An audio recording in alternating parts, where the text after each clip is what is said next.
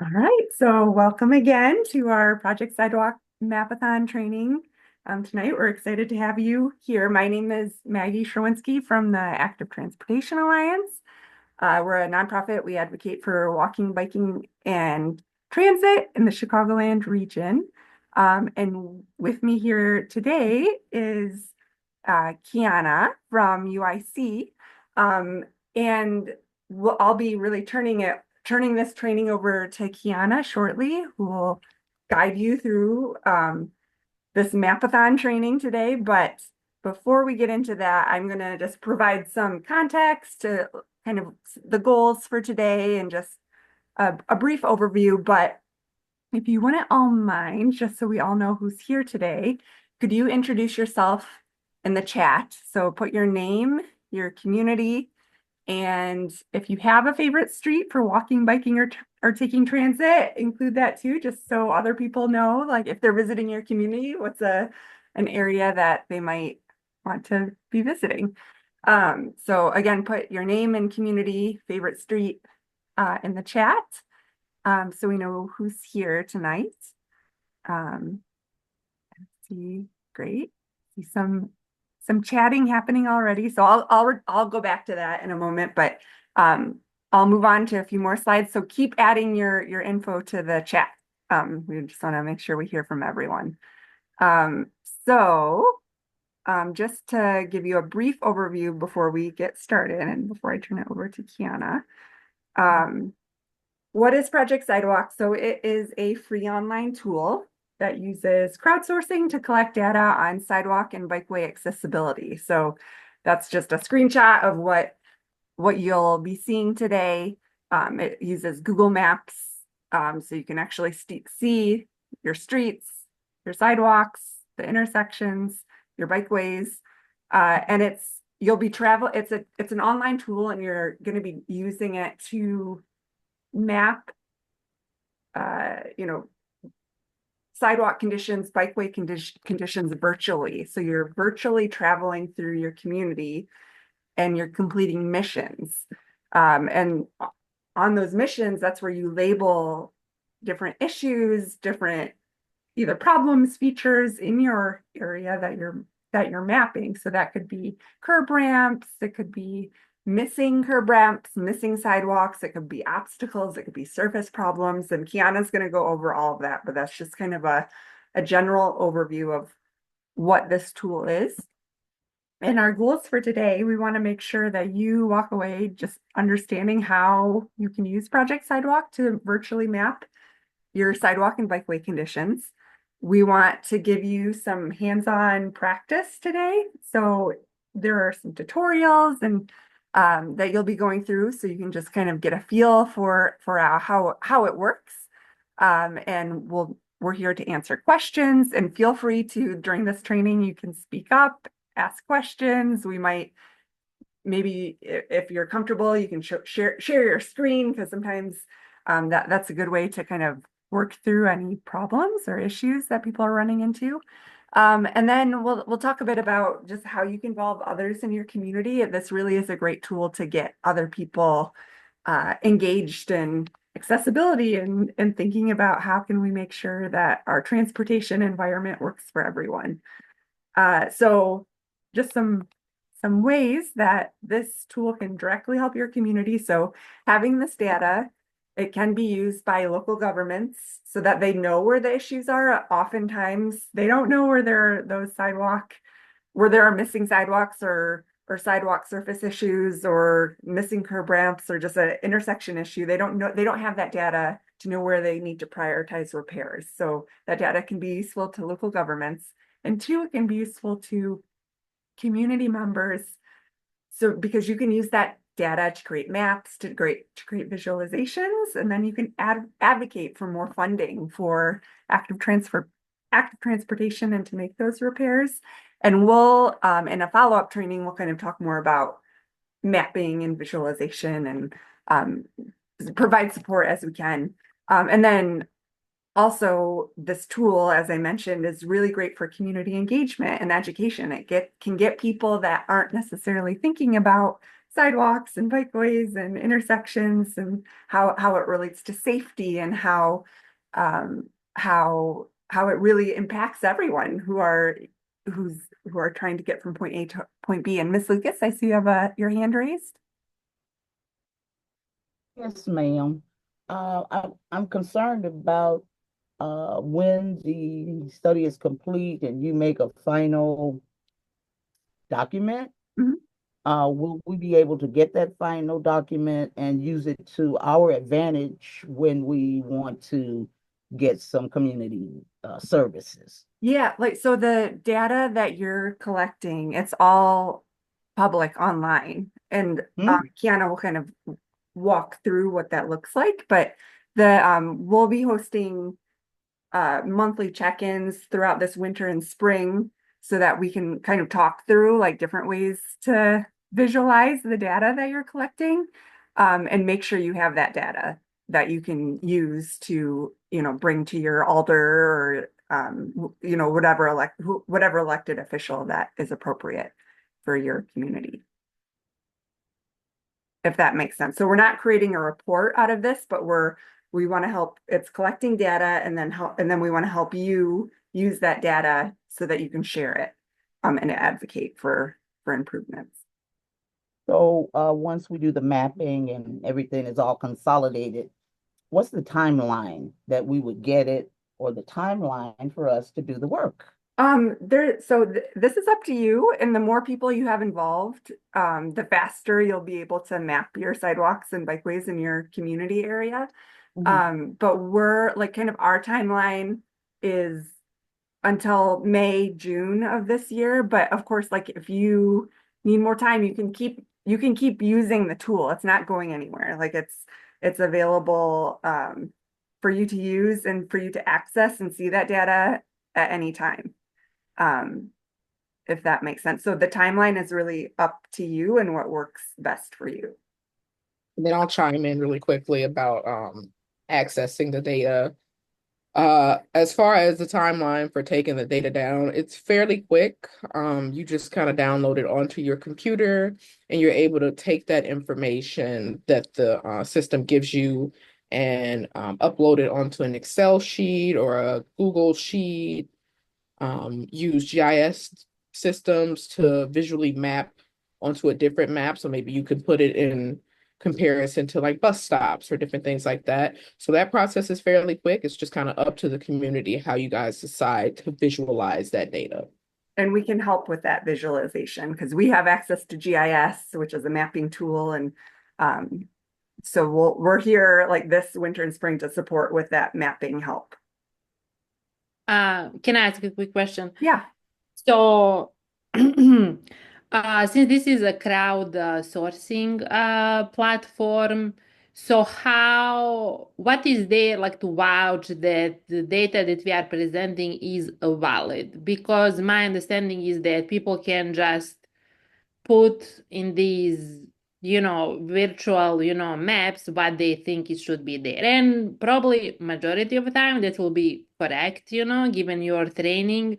But still, like how do we assure that the data is valid? And the second question is, do you have any linkage to any databases which shows when the streets have been fixed, in the neighborhood? Like, do you have any data like that we can correlate with this data that we are making now?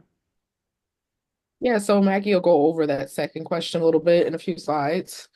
Um, to answer your first question, so there are two mission types that we have. There is the initial mapping and labeling of everything, and then to make sure that that data is accurate, we do a second audit of those initial audits, where a bunch of people will have the opportunity to agree, disagree, or question your label. So all of that information will be accessible when you download everything. It'll mention the accuracy and you're able to customize what data points you're using. If you have one that's just not accurate, you can take that out. And then you can also access separately want to go on the map and maybe click on an image or a label, it'll pop up the label that was labeled, and you're able to agree or disagree at that point as well.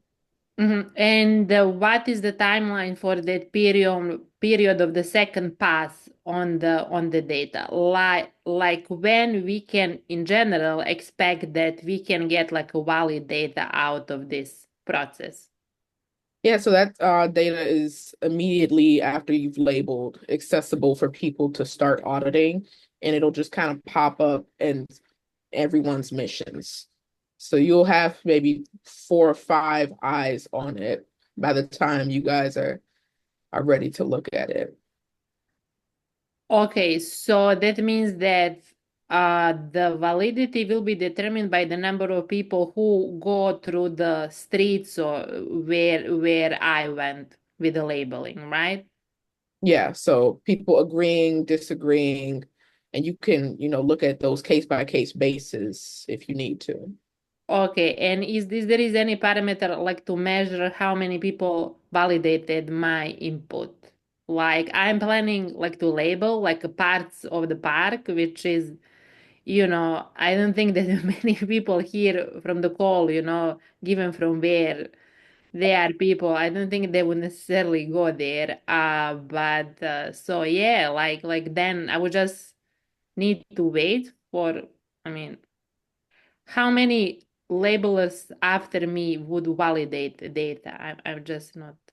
It's an ongoing process. So as soon as you labeled and finished your mission, it'll be inserted into the pool of images and labels that other people see in their auditing missions to validate. Okay. And the last question, I promise. Did you contemplate any, AI like validation of this? Like, do you have in mind any project like this, machine learning kind of project? Could you explain that question a little bit more? Yes, so I guess you can make a model, like by the streets that are, validated, correctly, like with which there were many people doing, many second, third, fourth, X, passes, right? Like there will be areas in the city that are better mapped, right? Than Mhm. the different part of the cities, right? So then how do we ensure that these less frequently labeled city, or also meaning less confidence that they are properly labeled part of the city, are labeled as well, right? So maybe you can train your data on this well labeled part of the city, like to do checking for this less labeled parts. Does that make sense? I think I get what you're asking. Essentially, just so I can make sure I'm understanding it correctly, is how do you know that the entire community has been mapped? Is that essentially what you're asking? No, well, I don't know if we can assure that entire community, but at least parts that are labeled. Okay, so I know that what I'm labeling is not popular, is not, exotic, is not like, street wheel, like there will be, I guessing, many people labeling there, right? So I'm here on the south side. So I'm asking, are you thinking of any external validation method, like machine learning validation? Like, do you have any research around this project, or this is just this? No, we've worked with different communities to map and, apply the data in the way that they decide. We've had communities, which Maggie will go over in a second, that have taken this data down and applied it to maybe important infrastructure or routes to the school and the hospitals. So it's definitely customizable for, the questions that you're asking to be answered with the data.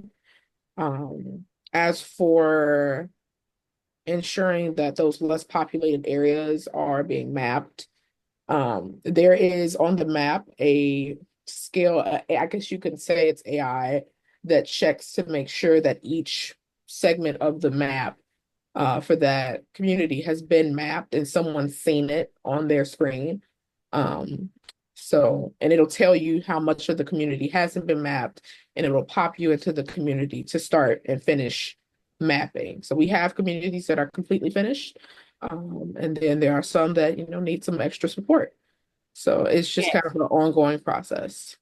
Got it. And I am exactly in the community that is very, very little labels. There are only a handful of them, South Shore. So So we're glad you are here then thank you. to get started on the South Shore, and hopefully there's some other people as well from the South Shore that I know that are also interested in getting involved in mapping your community. So and to answer your question about, is there, like, how do you know when the city or your village has actually made the repairs? I think every city and village kind of has a different way of reporting.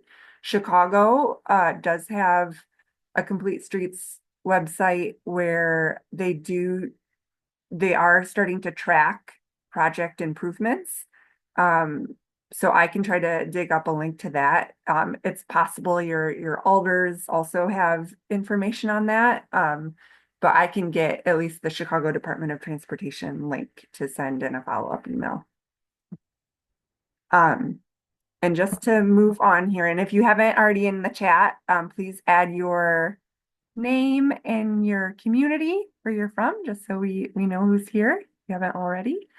So just a couple examples of case studies of how other communities have used Project Sidewalk and how it's helped their community. So this is an example in Oregon, in Newburgh. They had a lot of volunteers. So they had over 200 people mapping their sidewalks in their community, and they mapped 116 miles of streets. And as a result of the data, like they showed that there were missing sidewalks, there were issues with the sidewalks. Their city council created a sidewalk renovation program, and then set money aside for immediate sidewalk repair. So they set $50,000 for that repair, and then they established 2 grant programs for homeowners to address sidewalk accessibility. And then in our own region, in Chicago, so this is the 40th ward, which is in the northwest area of Chicago. The alder there, Alderman Vasquez, recently worked with Project Sidewalk and volunteers in the ward to map their sidewalks. So their goal was they wanted to identify issues and prioritize where they should be investing their money to make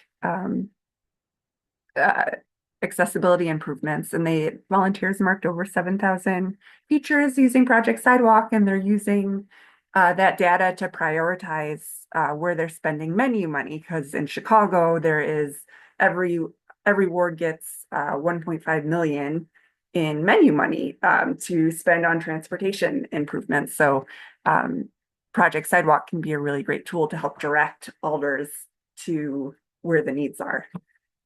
And then finally, this is my last slide before I turn it over to Kiana. So after today's Mapathon training, this is kind of an initial training to get you familiar and comfortable with the tool and work out kind of any questions that you might run into.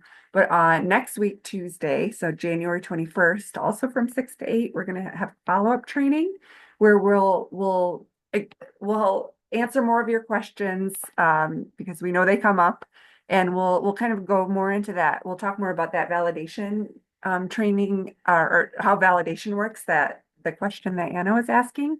And then also talk about visualization, mapping, and how other communities have used this data in more detail.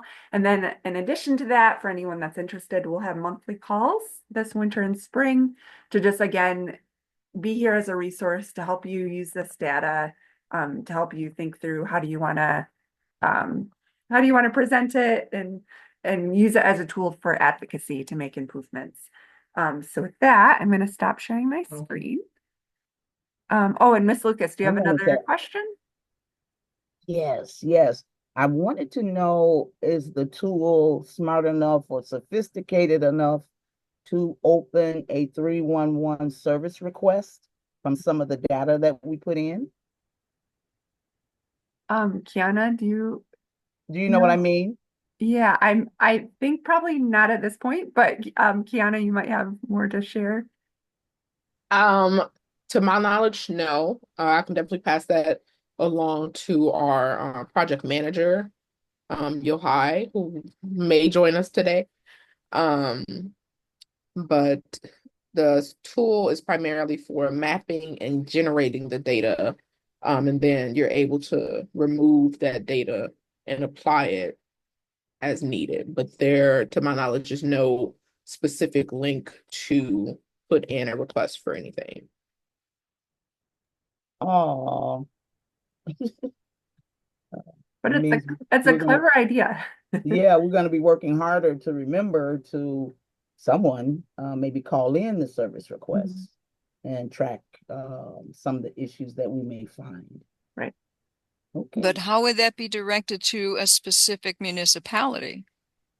If we're doing input and it goes to 311, how does it know to go to Chicago? How does it know to go to a suburb? Well, nowadays I'm thinking it's so smart and sophisticated, it should be able to pick up some of our feedback and help us report it to the city. But it sounds like we'll be doing that on our own, And we right? have some people in the chat saying that Owen says that he's a software engineer. Maybe he can look into something like that for Chicago, but um, and it sounds like something like that could be done. So I don't know. It's a good idea. So it's something to explore. But for now, it's up to us to report these issues. But at least we can collect the data and make it more accessible to our elected officials and community Okay, leaders. So okay. One other question. mhm. Does it allow to take photographs of what we found to support our entries? So the images themselves that you're seeing, while it is moving through the map, they are images that's been captured. So once you label, that'll be its own image with the label included and the data that goes along with that. Okay, great. So do we have any more questions before we get started? Are we all set to go? Okay. So welcome everyone. My name is Kiana McKee-Steen. I'm the project coordinator for the UIC Project Sidewalk team. Maggie's already introduced herself and we've learned a little bit about you guys. As an agenda, we did some introductions. We're gonna go over Project Sidewalk, learn the features through hands-on mapping, talk about mobilizing your community, and then do a wrap-up at the end. And again, if you have any questions, feel free to raise your hand and let us know. So Maggie shared that Project Sidewalk is a free online tool that allows users to remotely label maps, and it gives information on the accessibility of communities. So in general, when you see a street, you have a space dedicated to the cars. Some communities have a bike lane. There is the pedestrian zone, and you'll see the frontage zone on the left-hand side where you can have businesses or homes. In between the pedestrian zone and the street, there's usually some sort of blocker, a planting, furnishing, something to keep that area safe. So yeah. For the purposes of Project Sidewalk, we're only focused on what's in the pedestrian pathway and what's in the bike pathway. So there are two primary mission types, as I mentioned before. There's the initial auditing, where we find, label, and assess the sidewalks. And then to make sure that that data is accurate, we have a validating and correcting labels mission as well. So some key mapping features to keep in mind.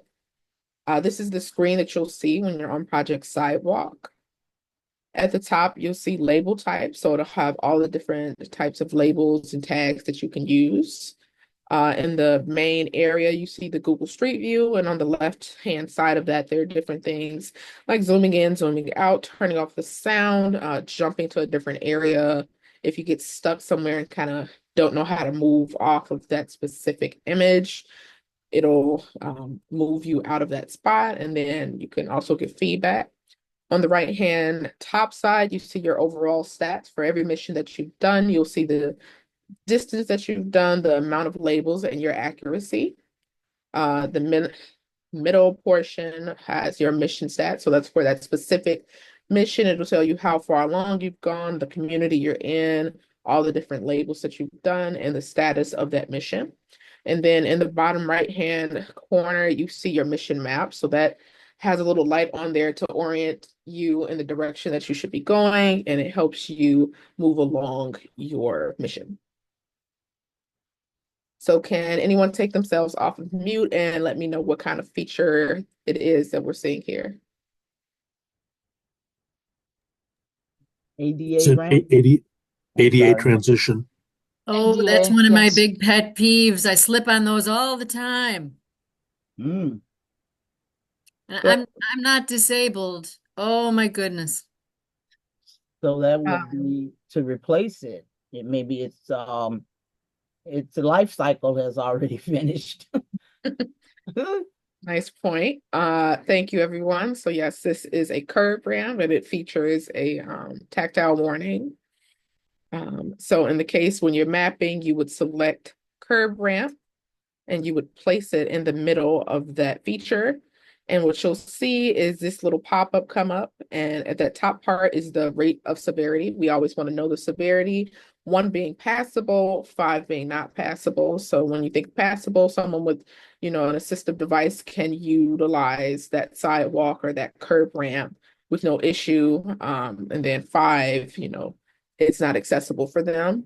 When you're mapping, when you hover over the different numbers and even the different tags, it'll pop up an image for you to see an example. So there's always that learning going on to reinforce, accurate mapping.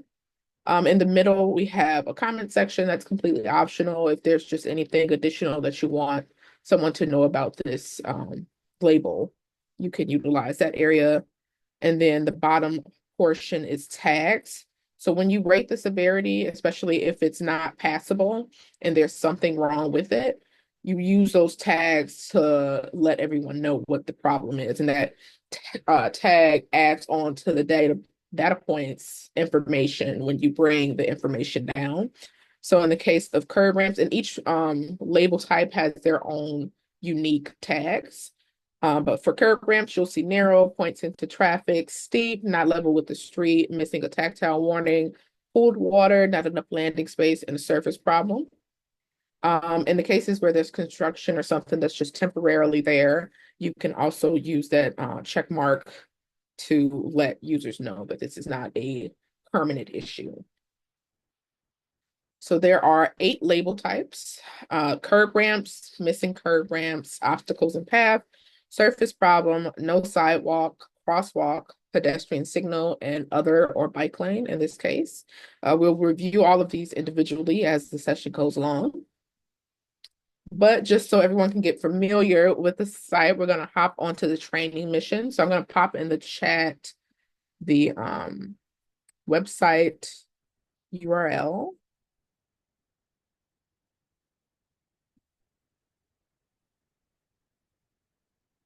And then if I could have a brave volunteer to share their screen so that we can walk everyone through on how to get to the tutorial. So you can raise your hand and Maggie will, oh, okay, thank you. So I'm gonna have, it looks like you attended the last session. So if you could log out of your account, and then we'll go from there.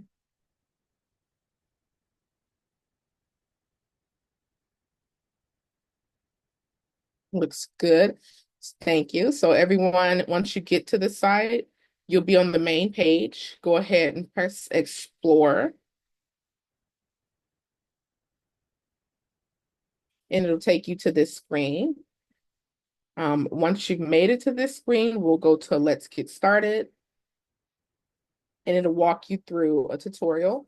I want everyone to keep in mind that this tutorial is extremely restrictive because it's trying to get you oriented with mapping and assessing the different features. However, the actual site is, not as restrictive. So just bear in mind. If you have any issues, you can feel free to stop sharing. If you have any issues, let us know and we can, share your screen and figure out what's going on. So we'll take about 8 to 10 minutes to go through this tutorial.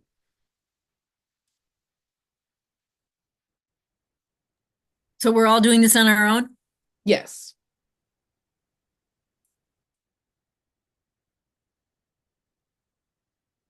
Again, if you have any issues, just take yourself off the mute and let us know. So you want us to go to the sidewalkchicago.cs.washington, Yep. open it up and create an example? Nope. You're going to go to the site. Once you're on the site, go ahead and press Explore. I'll pop it back in the chat. You're going to press Explore. It'll take you to an initial page that prompts you to do the tutorial. And you're going to press Let's Get Started, and it'll take you through the tutorial.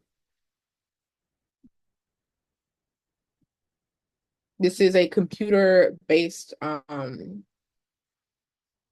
tool, so if you're using a phone, it won't work.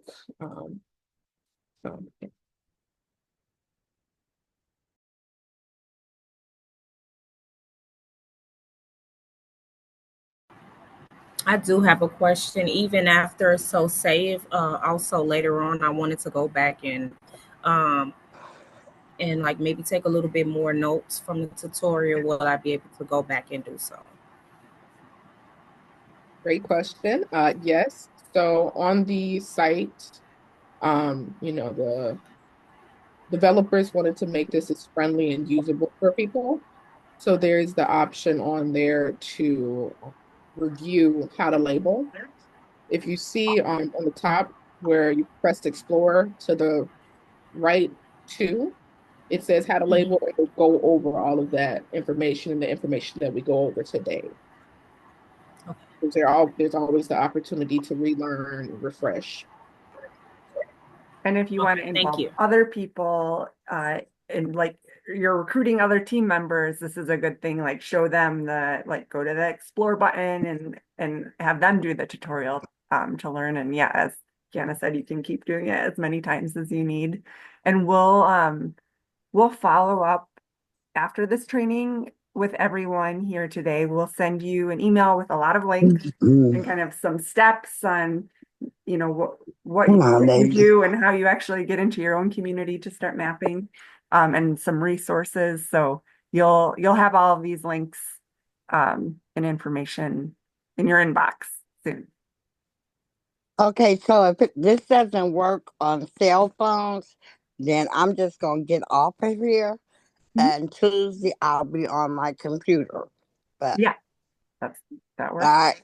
Mhm. Yeah, so it only works on computers. It's a very complex site with a lot of things going on. So that's why you need a computer to work. You can stay on the chat to keep learning. We'll just have some quiet sections. That's all.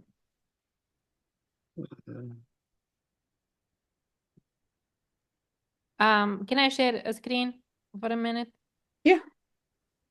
Okay.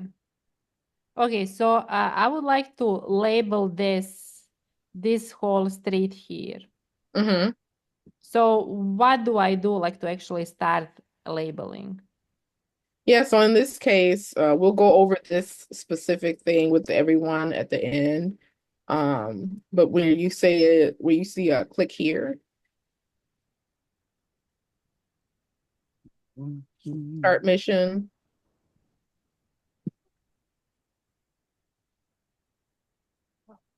Okay. This is it. Okay, great. It'll Thank you. take you down that. Yeah. Thank you.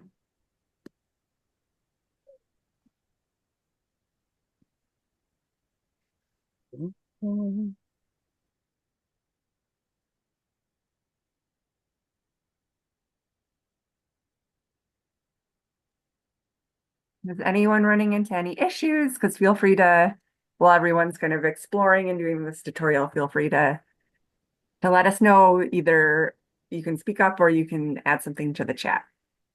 We're here to help. My computer is not opening this up, so Do you what do know I do? Go to my what? regular Chrome and open it up that way? Yeah, you can try using a different web page. So you can use Chrome, Edge. I personally use Safari. Let me see what I can do.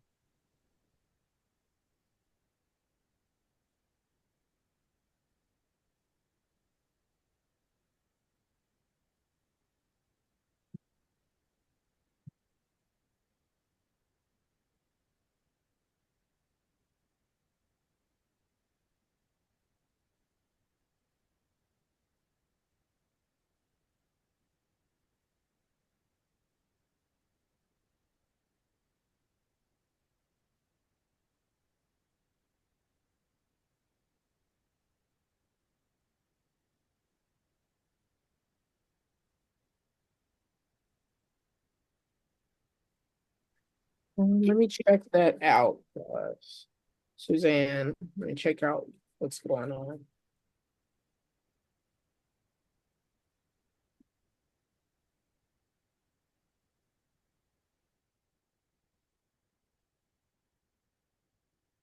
Thanks. It's Susan. And when I click on like the little icons at the top above the photo, when I click on something, then it gets to a darker gray and I can read it, but otherwise it's very, very light. Um I'm figuring out how to navigate, but can I make the photo bigger? Is there a zoom feature? Yeah, so specifically for the tutorial, everything in the background, what it doesn't want you to touch, is lighter. The actual site, everything is fairly dark. This one is trying to direct you specifically, so there's your movement is very limited. Oh, right, you did say that. Thank you. And then again, for the actual site, it's not going to work on the tutorial just because it's trying to force you to do specific things. You'll be able to zoom in and zoom out on that left-hand side. There's a little magnifying glass with a plus and a minus where you can zoom in quite a bit to view the image. And if any of you use Slack or are familiar with Slack, there is a Slack channel that Project Sidewalk has that I believe, a lot of like the developers behind Slack are on that channel. So that's also a good place, like as you're using Project Sidewalk, maybe like different things come up and that's a good place to ask questions like this as well. And I'll share that towards the end. And in the follow-up email, you'll have access to that link. So I'm stuck on it. It's the tutorial little narrative. It says, "Great, now click beneath the flashing yellow arrow to label the crosswalk." And I've done that. And then I hit OK, but it doesn't move on. Oh, now it did. Okay. If Okay. you ever run into any issues, feel free to share your screen. Again, with the tutorial, it's extremely restrictive, so usually it wants you to do some extra step. Yeah. Okay. It's not letting me move on for some reason. Can you share your screen? Let's see.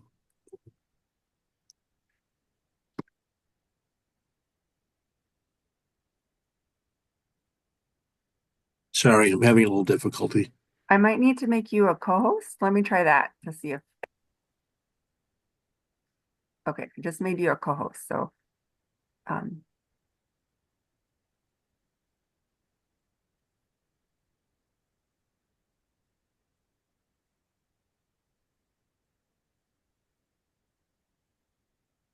I'm having the same issue.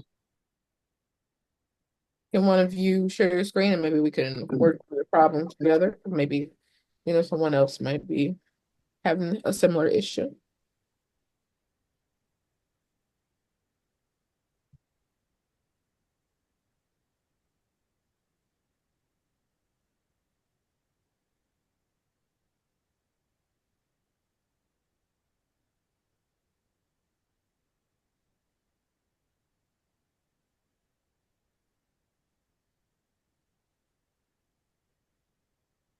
I would say that once you're actually like out of the tutorial, there is a button that says like I'm stuck, like a stuck button, right, Kiana? And so you can click that if you are like running into this a weird issue of you can't move. Okay, Bob, you're sharing your screen. So Right. it's So I've rated it, mm-hmm, and then I just hit OK. mm-hmm. And what's the next step? So let's see. Great. Click beneath the yellow to label the crosswalk. Can you press the label again? Hmm.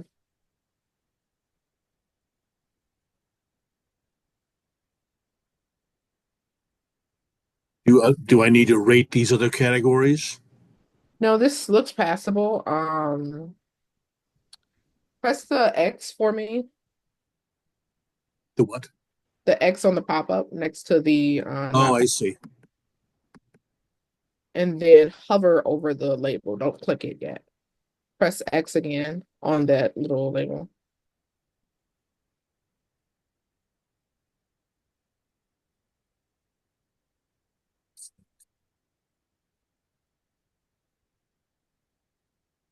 Go ahead and click it. Yeah, I'm trying to. Hmm. Let me Yeah, I'm having the same issue as him. Yeah. let me go Same. and see what's going on. Me too. I thought I was seeing double.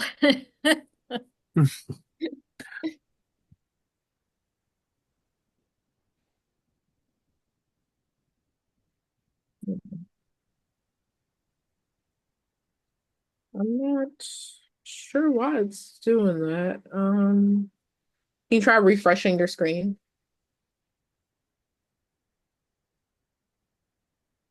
Because I just did it. Let's get started. Yeah. I refresh my screen and still getting the same issue. Okay, in 1 second. Let's do the curve ramp label really quick Right. and place it in under the arrow. Right. Press 1.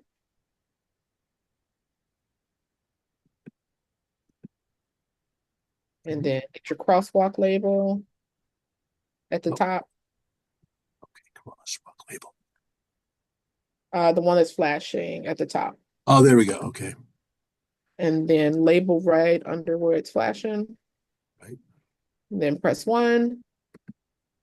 Oh, there we go. Okay, there we go. Now let's turn your screen. So click and grab like you would move normally on Google. Okay. There we Oh, go. okay. So this will show you the zoom in feature. Anyone that was having that problem, were you able to get past it by redoing it? If not, could you share your screen? No, it made me start over again, like from the beginning. This is Okay. Susan. I had to restart again too, but it's all right.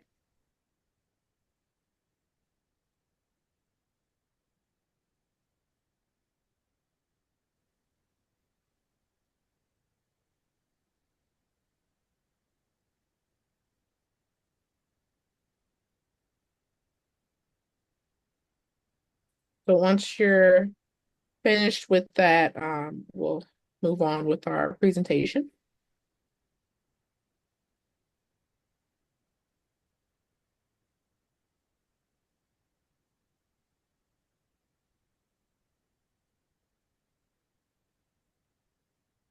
So my screen went to completing a Naperville cross street, am I done? I can come back to this. I'm back here, correct?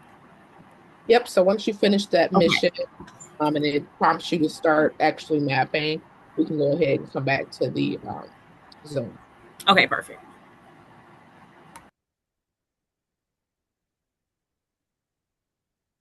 Well, looks like I'm lost. Uh, Share your screen. how do you share it? So on Zoom, at the bottom, you see a little green arrow pointing up. Press that, and then it'll show you all the different applications you have open. Go to the Project Sidewalk application and press share. At the bottom, I have keyboard shortcuts for the problem. No green arrow for sharing. No, I never on share the Zoom. screen. So leave the Project Sidewalk site and go back to Zoom. And it'll be on that page.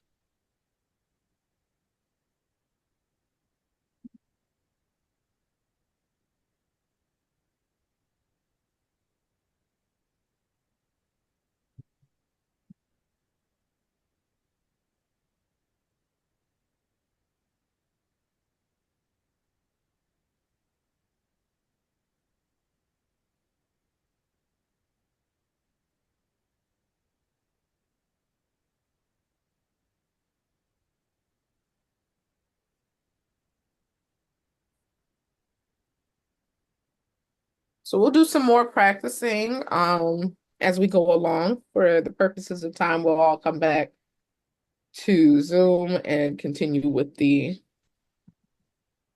educating.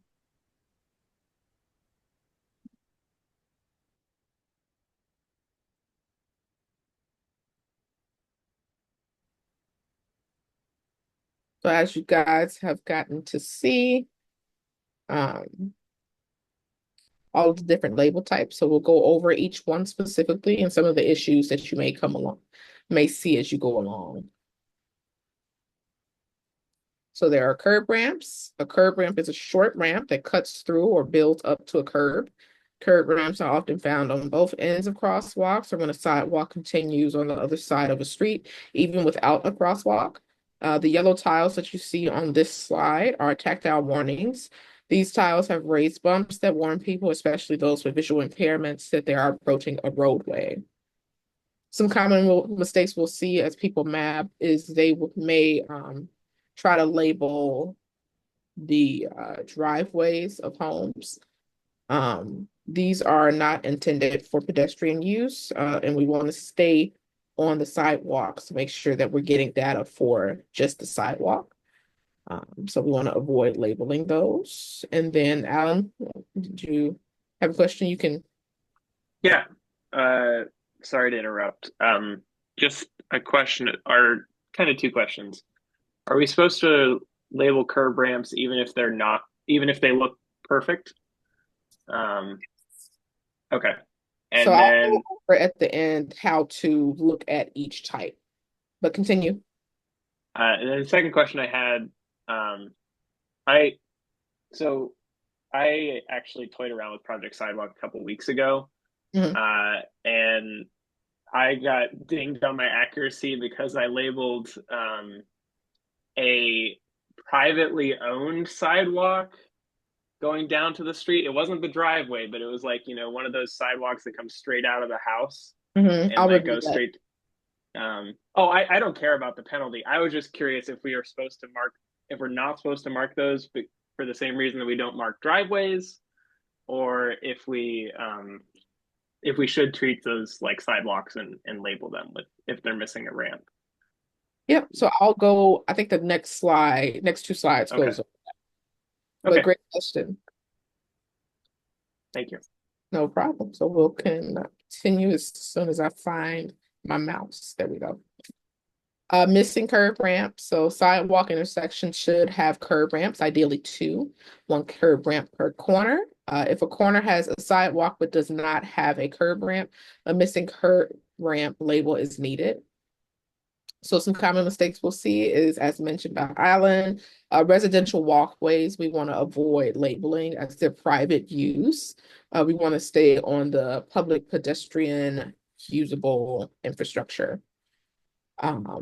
Then we have curb ramps are not needed for paths that pedestrians aren't intended to use. Sorry. And then in cases where there is a curb ramp, but there's no tactile warning, we don't use a missing curb ramp label for that. You'll use a curb ramp label because there's a curb ramp there, and then use the tag that says that it's missing a tactile warning to let us know what's going on with that curb ramp. So let's practice using curb ramps and missing curb ramps. So I'm going to pop into the screen. Everyone can exit out of their original Project Sidewalk site because I'm going to pop in a separate tag or link, which is going to take you to a test server. So you can freely move throughout this one, unlike the tutorial. However, the data that you're mapping won't be saved. So it won't ding your accuracy or anything. It just gives you the opportunity to kind of move around and play along with the site. So I'm going to pop that into the chat. Let me know if you have any issues. Can I have a quick question? Mhm. So while we are doing this, I'm mapping the street. Mhm. So can I propose here a crosswalk? There should be a crosswalk, right? Here. So crosswalks, in the case of Project Sidewalk, we only focus on ones that are visually indicated. So if there's not an existing one, we don't focus on mapping that. No? Right. So where there are crosswalks, we'll map that, and then you're able to, with the data that's when you bring it down, you can see where crosswalks are missing in comparison to where maybe there's a curb ramp. Mm-hmm. Okay. Then I just map here like quality of The the curb, right? yes. So why this is not working? Okay, just like this. Oh Mhm. God. So this is like not so great like this. And That this is looks okay. you think it's fine? Like Yeah. two? I Yeah, mean, that one looks good. This one looks much better. This one is kind of a little bit falling apart. So just like this is fine, right?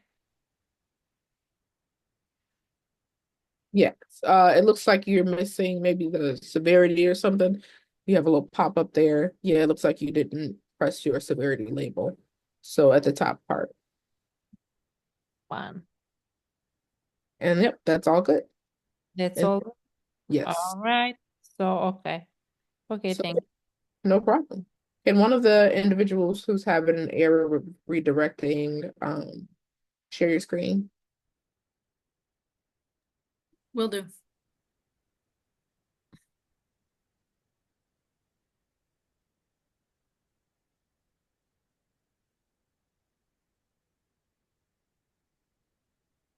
So this site, And I already tried again, and then I just left and went back in. Kiana, I'm having the same issue, and it looks like Juliana is also. So I'm not sure what's going on, but what we can do is I'll pop in the Project Sidewalk page itself, that link. Um, and then what you'll do is go back up to the URL, and after Chicago, in between the O and the period, you're going to put a hyphen and the word test. So you're going to put a hyphen test after Chicago, and that should work.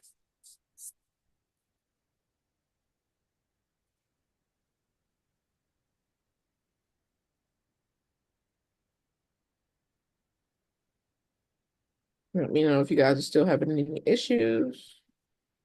And then what you're going to do when you get there, click the skip tutorial button, and at the top it should show a yellow bar that says warning, this is a test server. So we want to make sure that we're working in there.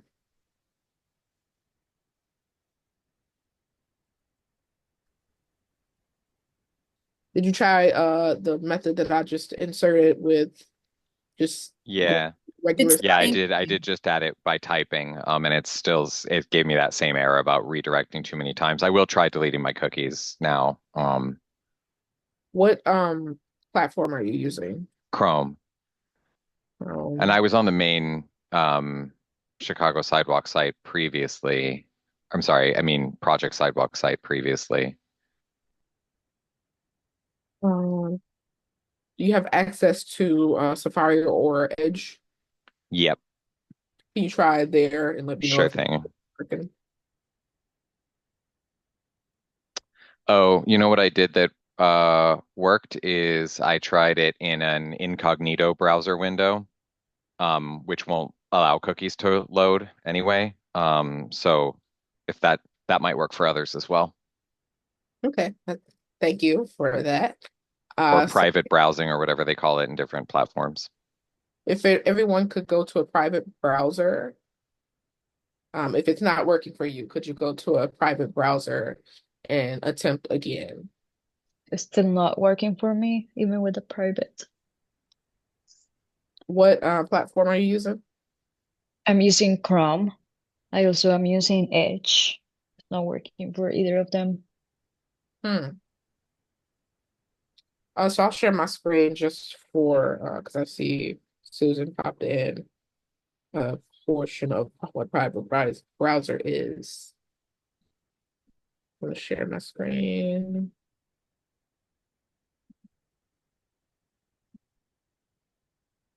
So this is the regular site. Um,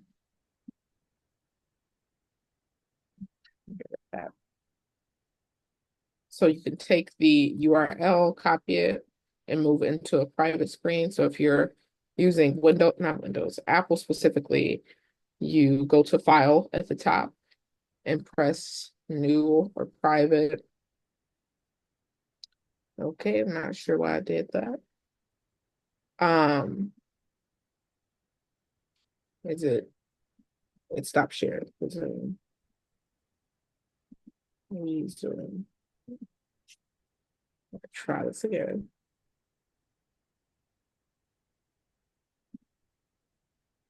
It'll take you to a private browsing version of the internet. Insert the URL after Chicago and in between the O and the period, type test.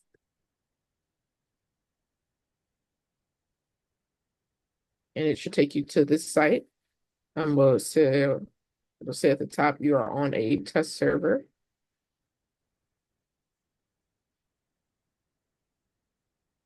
As for Juliana, are you comfortable sharing your screen?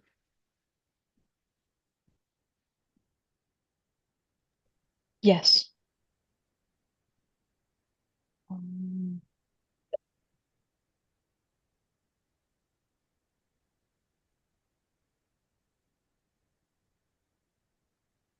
This is right now I just added the test, but it's not working still.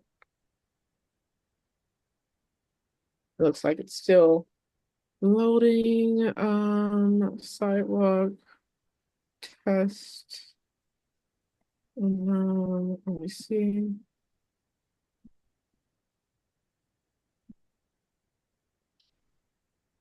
Oh.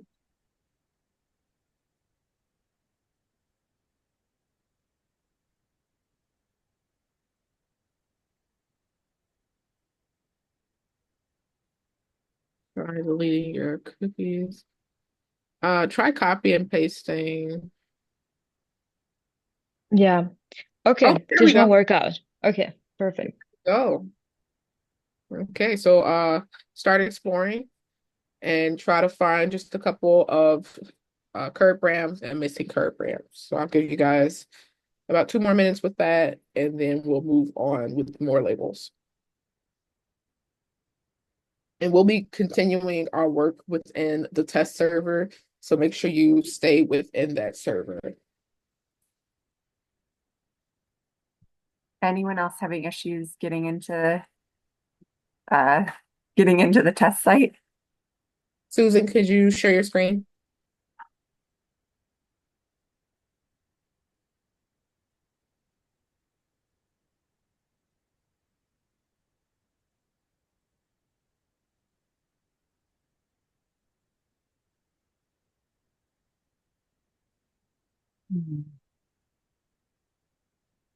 Go ahead and what platform is this?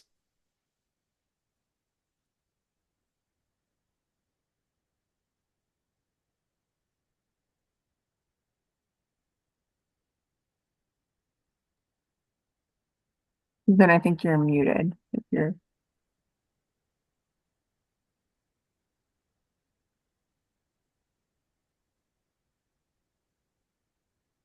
Susan, In Firefox, sorry.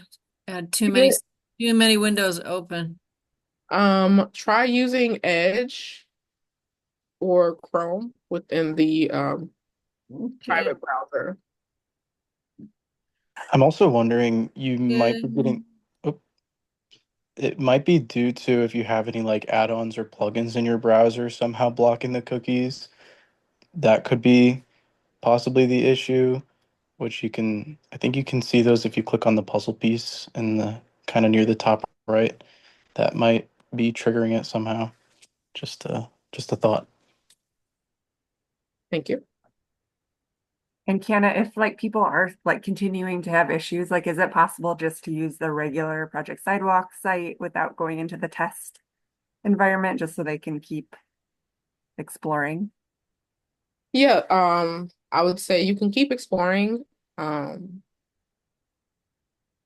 then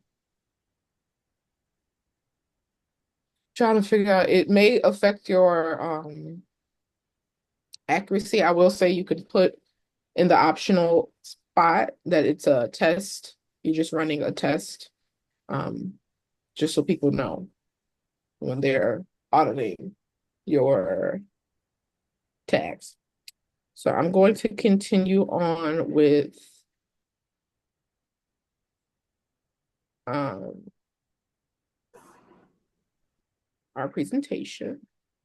When we put in the test, Chicago.test, you put in the ces.washington.edu as well?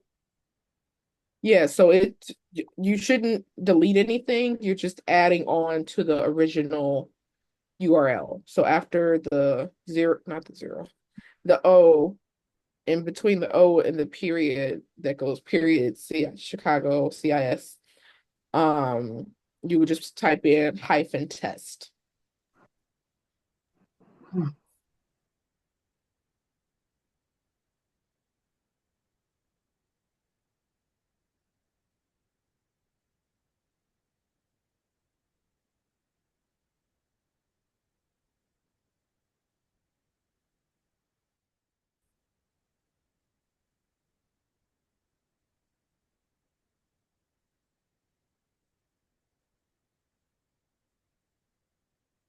Apparently, I'm not putting in the right information. You can work on the regular site, just plop in the optional comment section that you're just testing. So I'm going to keep going just because we're running low on time. Sidewalk labels, and my screen is paused again. Let's see what's going on. There we go. So there are obstacles and paths. Obstacles and paths are objects that are directly on the path of a pedestrian route, thus blocking the path. The ADA requires a clear floor or ground space along sidewalks. This allows pedestrians, especially those using walkers or wheelchairs, to remain safely on the sidewalk or crosswalk. Some common mistakes we'll see is that, individuals where they'll see a shared space where there's pedestrian car space, they might start labeling cars that are there. As long as the pedestrian space has plenty of room, there's no need to label anything in the car area. Also, we want to avoid, moving into the street to label obstacles. We only want to focus on obstacles for pedestrians, not cars. And then where you'll see maybe a crosswalk and a car moving, if there is, the understanding that there's something moving and leaving the frame, then there's no need to label that as an obstacle. You have surface problems. A surface problem is a problem that would cause a bumpy or otherwise uncomfortable experience for someone using a wheelchair or other assistive device.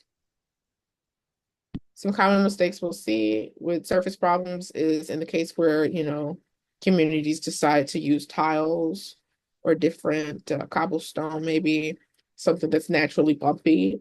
As long as the infrastructures are intact and maintained, there's no need to label that as a surface problem. While it might not be ideal, it's not damaged. And then in the case where, you see gravel on the right-hand side, we only want to focus on the pedestrian pathway. So no sidewalk is another label that you can use. When a sidewalk ends abruptly, it causes a safety hazard for people. So you can see in this image where, there's a missing part of the sidewalk, or, it could be that this section could be missing and it stops out of nowhere.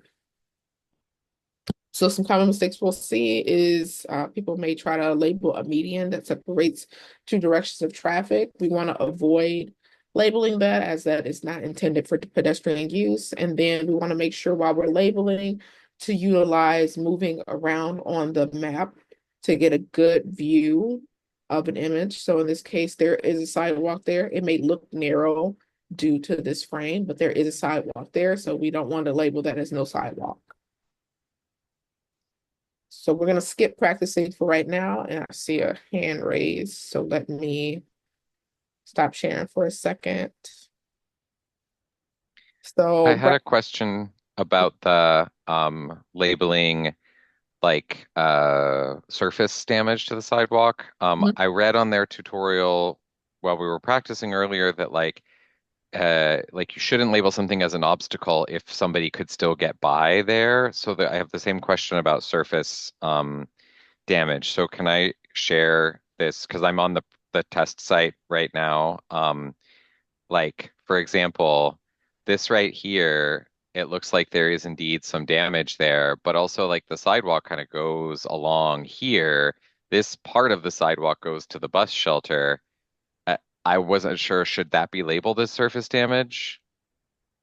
In that case, I would say no, because it looked like on the other side there was a space. It may be that There's like a decent amount of sidewalk here somebody could get by. yeah. Okay, cool. Thank you. And then a similar question. When labeling a curb cut, like this one is perpendicular to the tactile warning is perpendicular, right? And it comes sort of right on it, whereas this one is sort of set weirdly back and there's like it doesn't look like the other ones. Would this be something you might label as a 2 because it's totally passable, but it's a little weird? Yeah, you could. It could, you know, um, cause a surface problem with maintaining that specific Not Yeah, I level with guess. street. structure. Yeah. Okay. Sorry, I just wanted to ask since I was looking at it. Thank you. Oh, you're good. Thank you. And maybe even like in that area where you can leave a description, you could type some, like if you're not seeing a tag that matches why Sure. lowering the rating, you could say like, oh, it's just set back in a weird way, just for more Yeah. information that you would have in your map. Yeah. So thank you for your question. Dolores, did you have something? I'm trying to talk myself through it. I'm doing a few things. I can see that my onboarding tutorial has increased, so I'm doing something. click the So let's missing. take a break from mapping for now. Okay. Come back to the Zoom just so you can see the images that we're describing. I can't stop. Okay. Back to. And then after I finish explaining all the different labels, we'll go back to practicing. Can I ask just a quick question in relation to your previous slides? So we can only label the missing part of the sidewalk, but we cannot propose somewhere a sidewalk. Is that correct? Could you explain that question a little bit more? So on your previous slides, like you've been showing a case when there is missing part of the sidewalk, and you mentioned how we can label that, right? Like here, yes, exactly. But how about somewhere where there is no sidewalk at all, and it should be, obviously, can we label there should be a sidewalk or no? Yeah, so if you have a sidewalk on one side of the street and then, there's a curb ramp and it stops, um, that case comes up all the time. On the drop down tags, there is the option where it'll tell you there's an alternate route, there's no alternate route. It'll kind of describe what's going on with that specific street where there should be a sidewalk. Mm-hmm. Thank you. No problem. So we'll continue to other accessibility labels. We have crosswalks. Crosswalks are a marked part of the road where pedestrians have the right of way to cross. Crosswalks are often indicated by zebra crossings like here or the two perpendicular lines that you'll see. Some common mistakes we'll see is in the case where there's no existing visual indicator of a crosswalk, there's no need to label that. That'll be data in itself to show where there are no crosswalks existing. Stop lines, we want to make sure that we're not confusing the two. And then in the case where speed bumps may have some sort of indicator on there, if it's not considered a crosswalk, then we want to avoid labeling that. Next, we have pedestrian signals. A pedestrian signal is a light or sign. I have a question. Sorry. You're good. What's up? On the previous slide. So for the first one, so we wouldn't put a label that there is no crosswalk. Right. So we are with crosswalks, we're only labeling existing. So if it's something there and it's really faded, you can label that and it would be a 5 or 4, and you can say that, the paint is fading. But if there is no sort of indicator already there, if there's no like faint bit of paint, we don't label that. So when you take the data down and maybe you put it on a map, you'll be able to see where crosswalks are existing. And when you see curb ramps and sidewalks, but there's no crosswalk label in that area, that'll be data in itself. So that's why we want to avoid labeling that. Okay. And I think like when you do actually create a map, you can then, and you see all of those areas where it's like, oh, there's all these curb ramps, but missing crosswalks. You can highlight that in your map and really make it clear, like, okay, we're missing, a lot of our streets are missing crosswalks, which is impacting safety. So it's. Oh, that's a good point. Thank you. So pedestrian signals are a light or a sign that tells pedestrians when it's safe to cross the street and shows how much time they have to do so.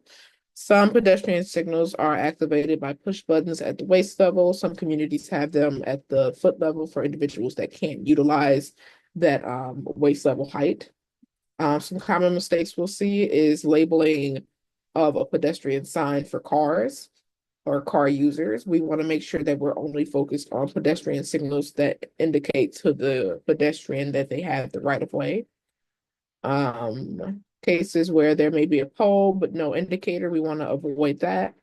And then traffic lights, we want to avoid just labeling every pole that we see that has a traffic light, because they don't always have a pedestrian signal. So we want to make sure that there's something there.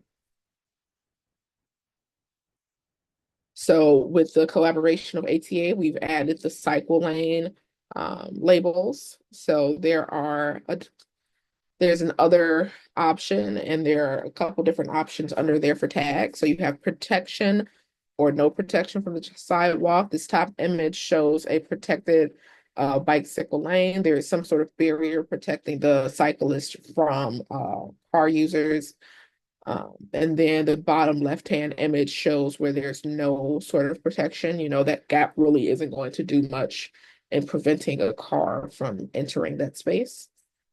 Surface problem. So if that bike lane has damaged, like maybe a hole or something there, that's when we'll label a surface problem. Faded paint, we want to make sure everything's clear for people to see. Debris or pooled water. A parked car, if there's a car within the cycle lane, which I know everybody can't stand, I can't stand it.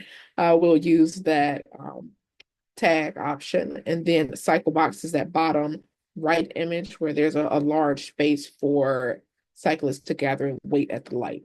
You know, there's a dedicated space for them to safely gather. And Kiana, you find that other to label the bicycle tags with the three dots, right? It shows three Yes, dots. I'll share my screen and Okay. share that with everyone just as soon as I answer Brad's question. What's up? Hi, sorry. My question is about the two labels that were at the top of your list on the last slide, the protection from traffic and no protection from traffic. Where would one put those labels in the images here, for example? Like, because I could imagine, for example, like a long stretch of street where there's like a big long protection from traffic barrier. Would I label that once or once on each screen as I go along? Say about once on each screen or each other screen, Okay. just so Cool, we cool. know, you know, at what point does it end? All right, great. Thanks. No problem. So let's practice. So before, you know, you go out on your own, I'll show everyone kind of how each thing looks. If you haven't encountered those specific labels, if my screen would like to work. Let's stop sharing for a second.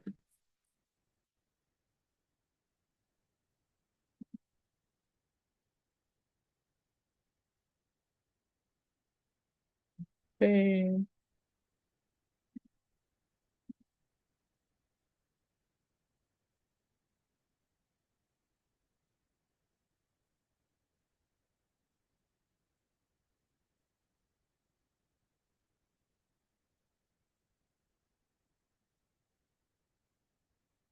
What is going on? Come on.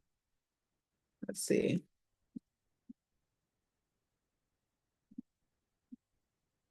There we go. Okay. So there is no bike lane here, but I'll still show everyone how to get to it. So here you have the three dots. In the cases where you can't see the sidewalk, maybe there's a large truck blocking it, you could use that label and just place it down. There's no sort of severity or any tags that needs to go along with that. It'll just be there so everyone knows that you could not label that. However, in the case where, you know, there's a bike lane, you go to other and then other again. And then when you place it, you'll see this pop up. And again, if there's no bus stop access, so in the case where Brad showed us where there was a bus stop, we want to make sure that people have access to it if they're using some sort of assistive device. So you could use that. And again, like I was explaining, you'll see the pop-up. So you'll see protected, unprotected, a surface problem, cycle lane, parked car, debris, cycle box. In the case, excuse my Wi-Fi. In the case where something is temporary, like construction, you can, no. You can press temporary, and then in the cases of the severity, you use the severity. So yeah, I'm gonna hop off my screen and let everyone share their screen as you know you encounter problems or as you have questions. And we'll be looking for all the different label types. So be vigilant of what you're saying. I know when I first started labeling, It took me a minute to notice pedestrian signals. So judgment-free zone. Yes. I have two questions. One is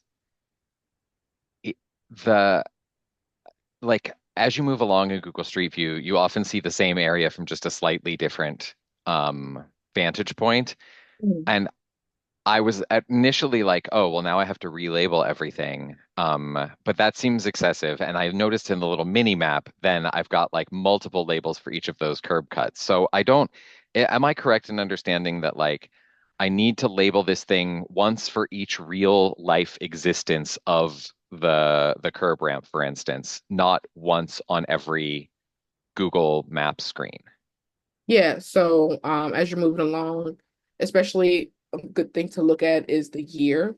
So if the year doesn't change, that image line isn't going to change. So Uh-huh.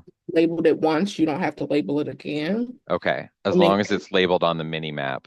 Sorry, I didn't mean to interrupt you. you're fine.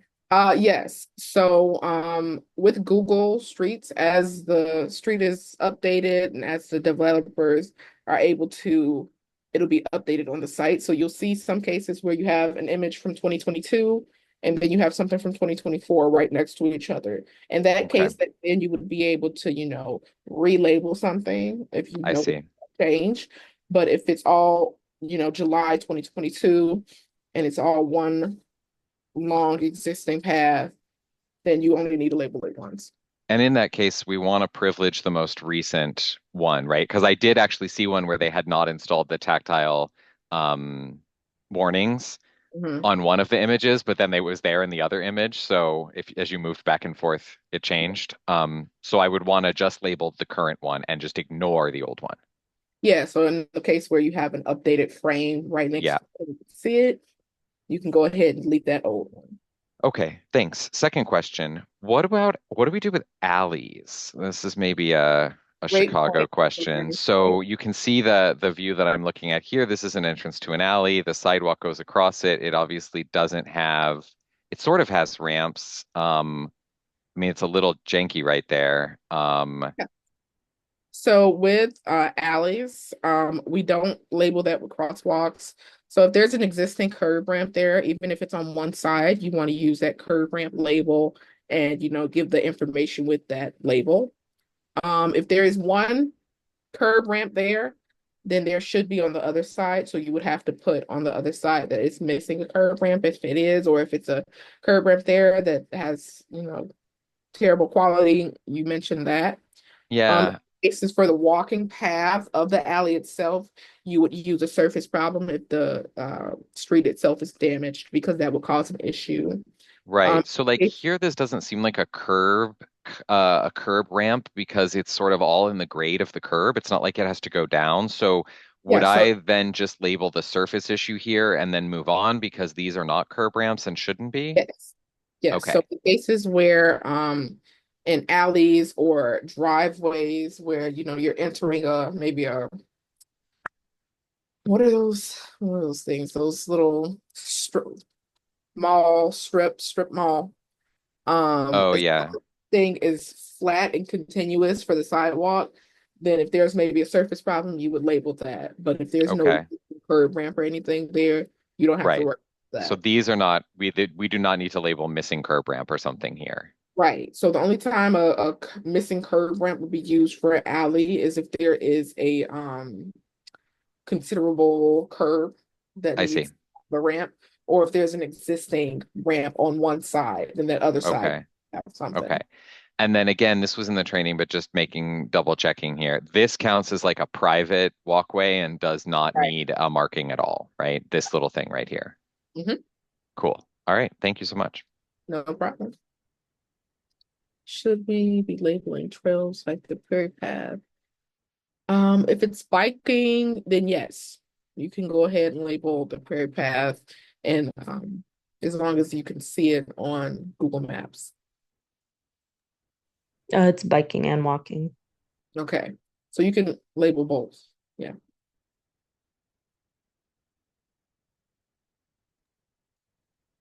And I would say just to add, in general, that as you know, the beginning right now, like there is some troubleshooting, and like we were having some issues with finding that test site or getting it to work, and just some some issues you might run into as you're first using it. But I've been um, mapping. I don't know. I maybe done 5 miles now, and it gets a lot easier. Just like as you go through it, you really do learn a lot as you're labeling and perhaps making some mistakes. But then we want to keep hosting these sessions for you to feel free to join so to ask these types of questions as you keep mapping. So we'll work on this for maybe about 10 more minutes and then we'll finish up everything. Alan? Thanks. So I am I'm on the map right now, and I have seemed to have found myself in a neighborhood where there's just no sidewalks on any of the streets. Mm-hmm. How how am I supposed to be labeling that? Like, am I doing like every block? Am I doing I would say maybe every other frame, I would say would be okay, good, especially if it's a continuous issue. sure. And Just should I, in cases when there's not sidewalks on either side of the street, should I just be labeling like the middle of the street, but there's no sidewalks on either side? you would still label on that side where that sidewalk should be, and it'll pop Okay. down, no alternate route. Okay. Thank you. No problem. Sorry, what are we supposed to be doing? So we're working on that practice route, just labeling, moving along, asking questions as you see them.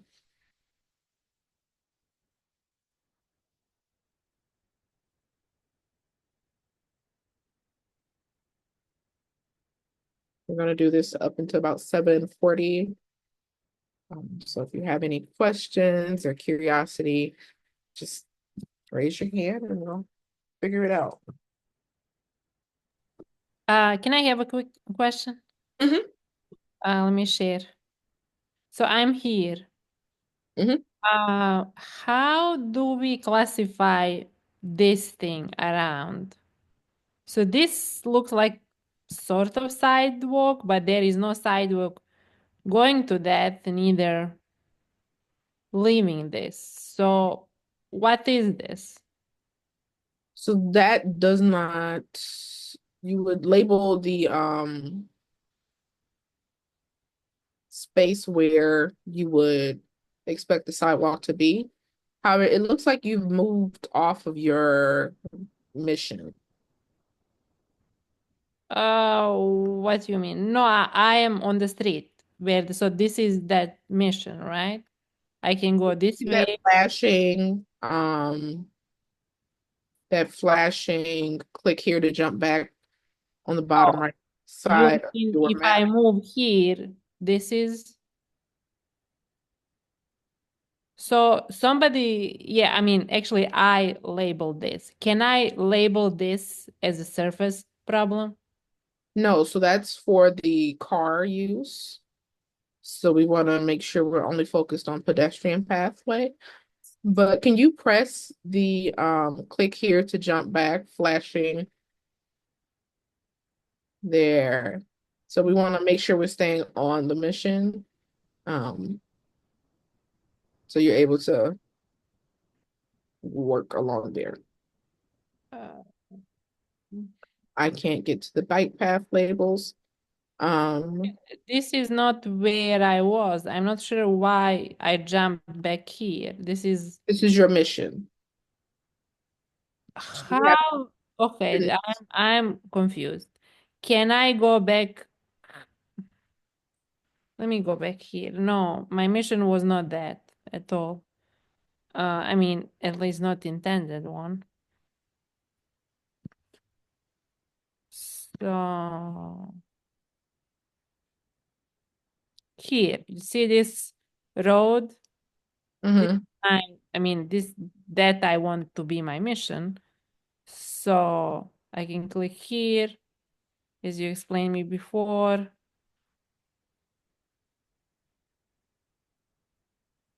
So you see the little map or the little guy on the map. Yeah. We want to make sure that that little light that he's shining is staying along that red line. So it Oh, looks like you may have gone too far up away from the no. mission. Okay, okay. Then I see you labeled a crosswalk. We wouldn't need one there since there's no visual indicator of one being there already.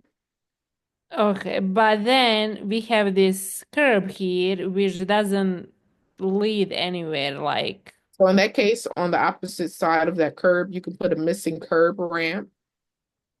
like Mhm. And then you and can press 5 and say that there's an alternate route present or no alternate route present. I guess that would be. uh no alternative. Okay. Thank you. Thank you so much. And Aaron, thank you. Brad, did you have another question? I do. I'm an endless font of questions. You're fine. I always have questions. Uh, I was trying out the validation tool, and I thought this would also be a useful way to learn whether I was identifying things correctly. So this is the question is this an obstacle? And it looks like I should say no for this reason. There is enough space to comfortably maneuver around this bus shelter along this path. Is that correct? Yeah. Okay, that's all. Thanks. You're good. And then I saw in the chat, where Susan, what exactly are you struggling with? I feel like I'm in the wrong class. I don't I all I can keep seeing is the tutorial and everyone's asking these advanced questions. Every time I click, I'm clicking on the map and I click on it, I just get, let's get started with the tutorial. Let's begin with the short interactive Go tutorial. ahead I and don't know what press I'm doing. skip tutorial. Skip It should be under the tutorial. let's get started button. Sure would like to do that. Oh, there it is. And it should take you along. Okay. No problem. Thank you. I am not visually impaired, but I'm having a little problem with some of the tiny type. Thank you. I appreciate it. I'm caught up. I will go away. You're good. You're good. It's all a learning curve. That's why we're having these sessions.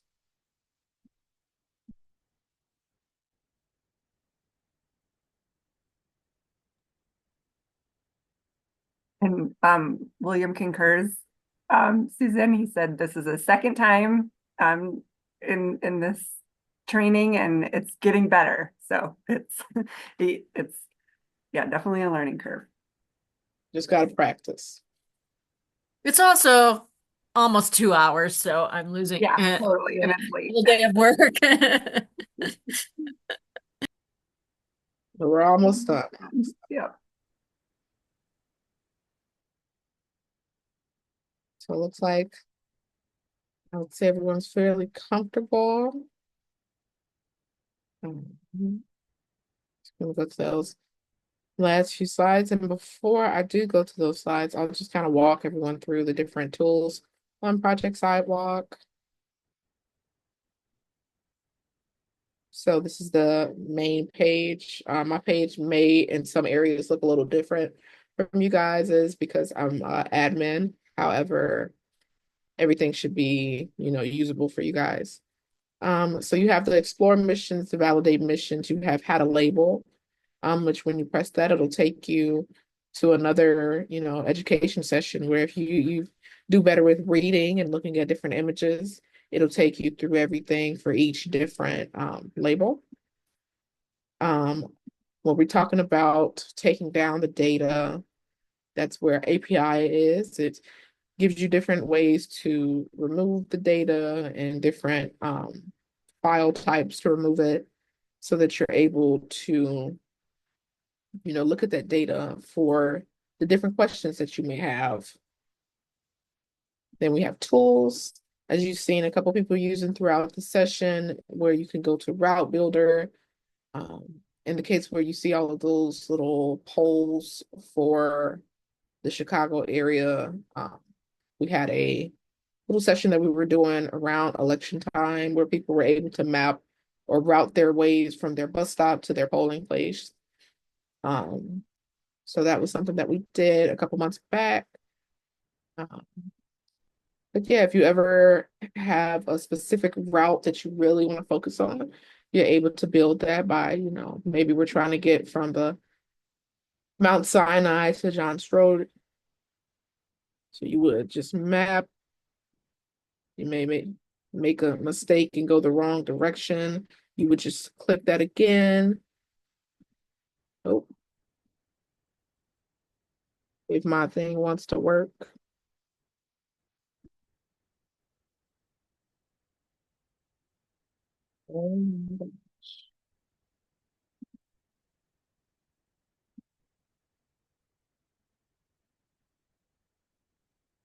Okay, I'm not sure what's going on right now. There we go. There we go.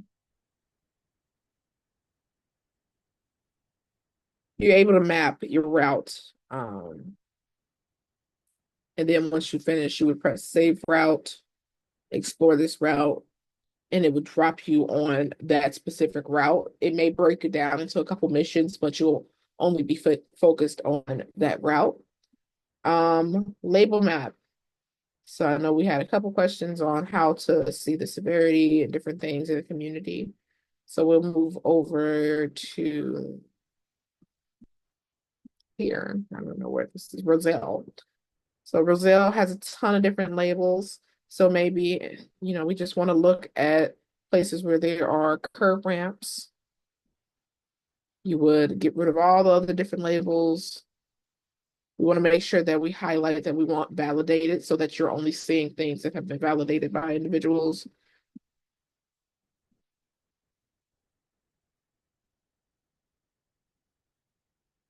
And then that way you're able to see all of the different curb ramp labels and you can select the severity. So if you want to see the highest severity issues, you can select that, or you want to see a range, you can select that. And it's really customizable when you're just trying to overview everything. And then you have your personal dashboard where you'll see all of the little labels that you've done. It'll tell you all the information, the amount of missions you've done, your distance, your labels, validations, your accuracy. And then have achievements where you can see, I'm close to getting that 100 achievement. As you go along, it'll show you your recent mistakes that you maybe made. So that way you can see what people are validating for your info on your audits. In the case where you want to explore a community, you're able to highlight that on this screen and just press click here to explore and it'll take you, and like I said, it shows what's left to be explored and it'll take you along within that community. My Wi-Fi is active up. So yeah, we have that. I'm going to stop sharing for a second and go back to our slides really quickly to finish us off. Slideshow.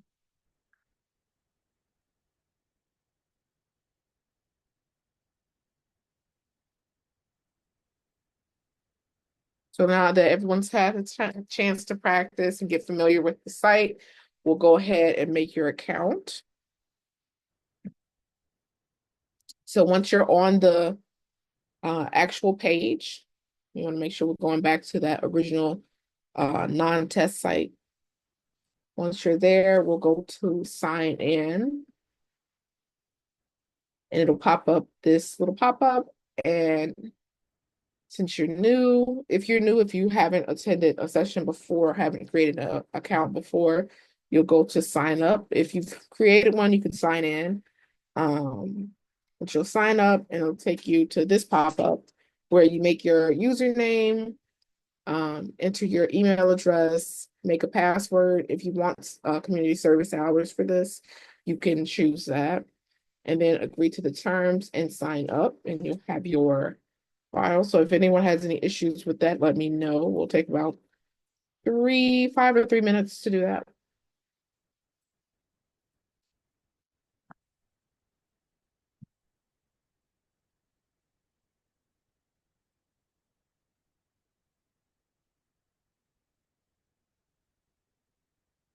Thank you for popping that in there, Maggie.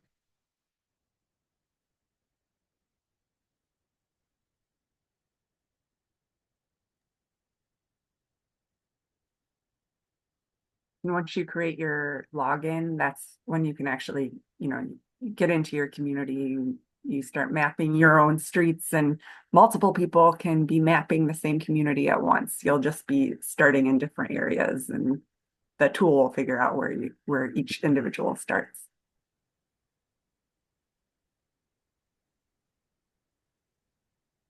Give everybody about 2 more minutes.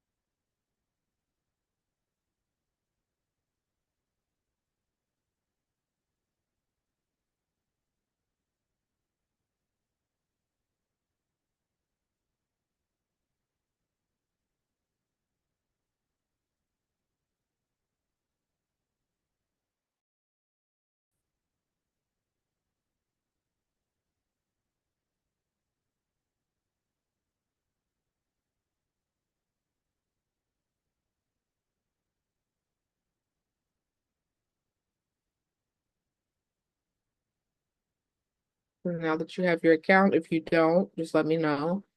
If you need help, let me know. You can select your city. If your city is not there yet, if you weren't one of the chosen cities for the stipend, your city might not be open. Just send me an email, which I'll pop in the chat, so we can get that opened.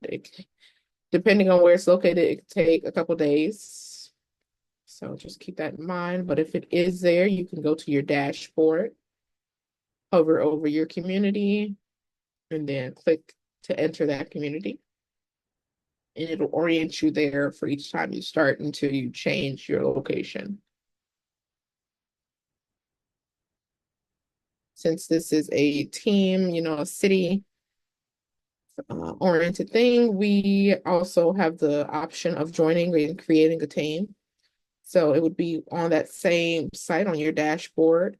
Under your username, you'll see a little spot where it says join a team. If you don't have a team already, you can make one.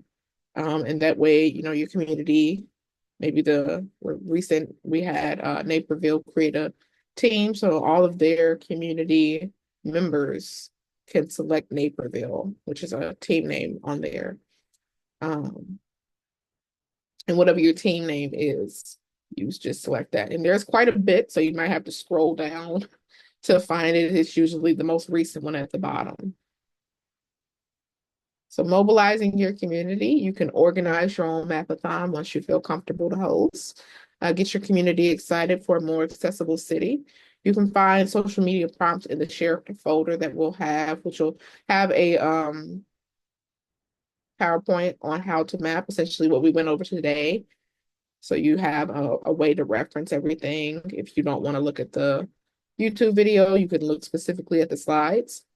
There's different little tools on there to help you map and to help get you familiar and comfortable with mapping. So we also have a Slack channel where we kind of have a space where we can talk with the developers and let them know maybe if something is wrong or if you have a question. And when we send out the follow-up email, a link for that will be in there. So everyone made it. We made it. Any final questions before we close?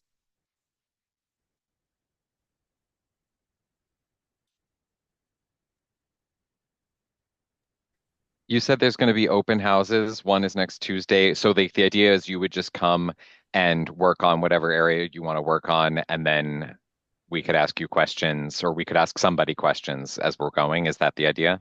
Yeah, well, so next Tuesday, the 21st, this is more of a like a second training where we'll go through like validation and like how that works and then also just answer any questions that come up and talk about visualization and various topics so that it's more we'll be talking more, but in after that, then we will be holding monthly kind of open sessions, Zoom calls that you can join. It could be a good time to like, that can be your like, okay, I'm going to join this 2 hour Zoom and I'm going to start mapping my community then.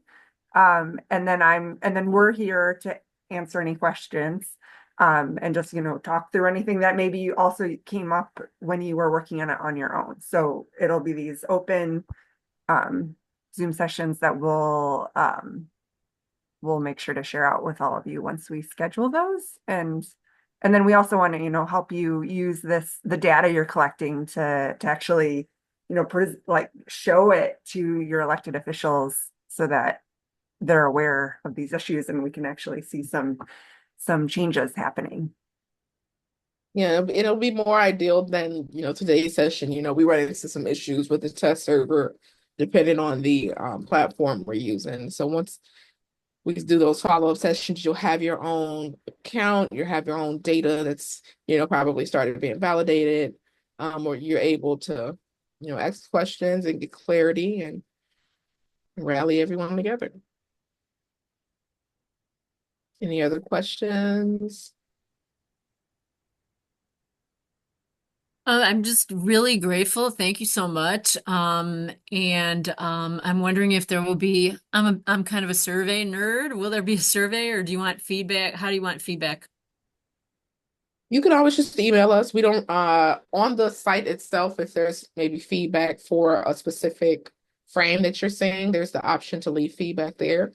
If there's anything that you ever, have a question or you want to just let us know, you can always email us. So our emails will be in the follow-up email. And then I'll pop it really quickly in the chat if you went on to find your community and didn't see it.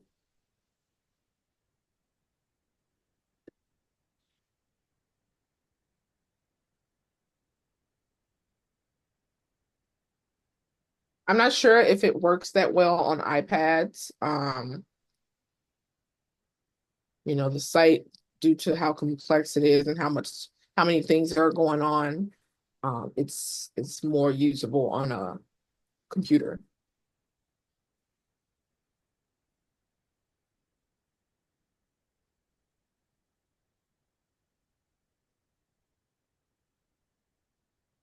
Well, I got it. You don't have a working computer at the moment. I guess see what you can do on the iPad. Validations might work perfectly fine, but for labeling itself is kind of too much going on for that. But remember, libraries are a really great resource. And that's a good spot if you decide to hold a mapathon for your community. Everyone doesn't have access to a computer. So that's a good space where you can rent out that area and utilize those computers. Oh, and I wanted to mention also, so if you end up creating a team, say you like recruit two to five people to help you with Project Sidewalk, you can then track, you can see, oh, who's mapping the most miles and maybe like they get a free drink that night or something or a candy bar. So you can try to incentivize some of this too. Well, I think maybe we'll talk about that more at some of the future sessions just to like see what are people doing? How are you getting people involved and how are you encouraging people to map this data? Because it does take some time definitely to get the data, but the data is so valuable once you have it.